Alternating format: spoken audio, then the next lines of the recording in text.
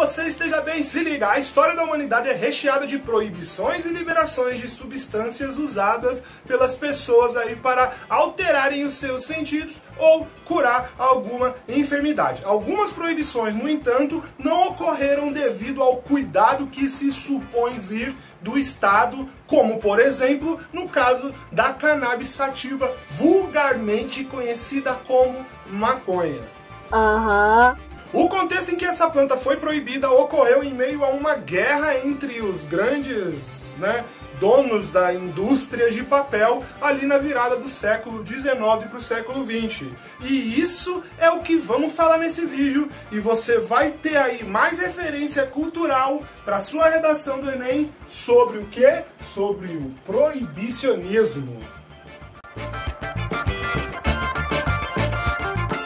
Eu sou o professor Anderson Lopes, esse é o Redação Pública, a redação para você que simpatiza com a planta, mas viaja na hora de argumentar sobre ela. Eu te compreendo. Muito bem, com o advento da expansão da imprensa no final do século XIX, devido aí à mecanização do maquinário, a indústria de papel se viu com uma demanda sem precedentes, tendo que se multiplicar em poucos anos para dar conta ali daquele mercado que emergia. Vai pescando. Expansão da imprensa, hein? Contudo, o cultivo de cannabis até então não era proibido, sendo inclusive usado em larga escala para a construção de materiais de maior resistência. Isso por causa das fibras do quê? Do cânhamo que a planta produz e tem.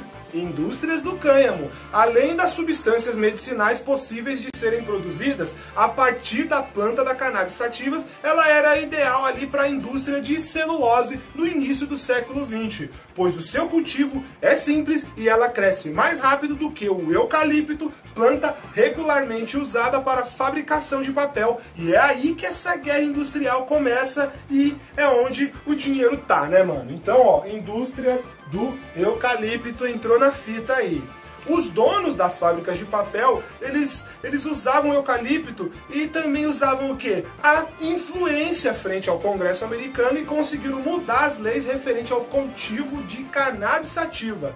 Simplesmente, de um momento para o outro, uma planta usada e cultivada por milhões de pessoas, em sua maioria descendentes de pessoas escravizadas, foi proibida e passou a causar aí um encarceramento em massa ali nos Estados Unidos. Então se liga, ó, por causa do lobby da indústria de eucalipto, houve a criminalização e o quê? O encarceramento em massa, em geral, das pessoas descendentes de pessoas escravizadas lá nos Estados Unidos. Esse contexto resumido que eu apresento aqui é para você ter em mente que muitas vezes o que é melhor para o consumidor não é o melhor para os donos das indústrias, fazendo com que você, eu e toda a sociedade tenha que se submeter aos negócios desses grandes empresários e políticos aí. Que nojo! Se ligou? Por isso é importante que você tenha disponível aí alguns argumentos para contrapor a ideia de que proibicionismo seja alguma solução para os problemas da sociedade. Tal proibição segue gerando lucro para uns grupos organizados dentro e fora da lei, enquanto jovens negros morrem nas periferias em nome de uma guerra às drogas. É verdade. Um argumento importante a se destacar é que desde sempre seres humanos se valeram de plantas para ascenderem social, mental e espiritualmente. Então, ó, plantas e humanos sempre se relacionaram, nada a ver proibir. Seja através do comércio, da troca, da alimentação, do uso social, religioso, os artifícios da natureza é intrínseco ao desenvolvimento e o trato da terra e o trato com outras culturas. Seria como proibir o aipim, proibir a mandioca, a macaxeira? Que loucura! Então, agora que você já sabe que a proibição da cannabis está ligada ao lobby que empresas exerceram ali dentro da política, pode criar o seu argumento, em prol de uma proposta de intervenção. Proibir o cultivo de uma planta para beneficiar uma indústria rival àquela que emergia é algo arbitrário e o resultado a longo prazo não foi positivo se avaliarmos aí os números de mortes e cifras que a tal guerra às drogas sempre nos atualiza. Sacou?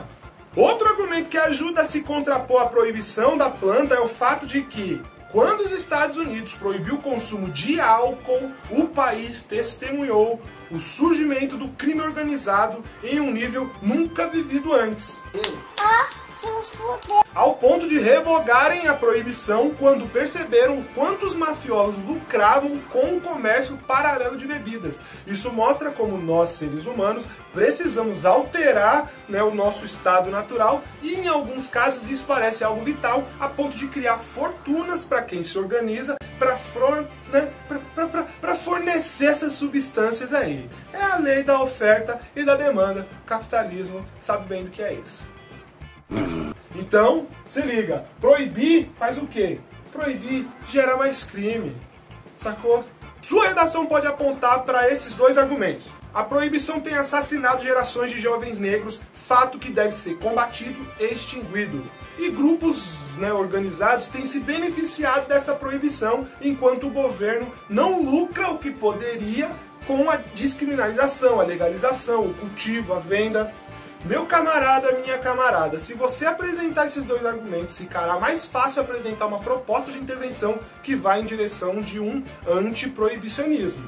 Proibir não se mostrou eficiente, logo, outra ação deve ser tomada, porque seguir com o mesmo comportamento, mas esperando um outro resultado, é flertar com a loucura, se não for casar com a burrice. Eu gostei quando escrevi isso aí.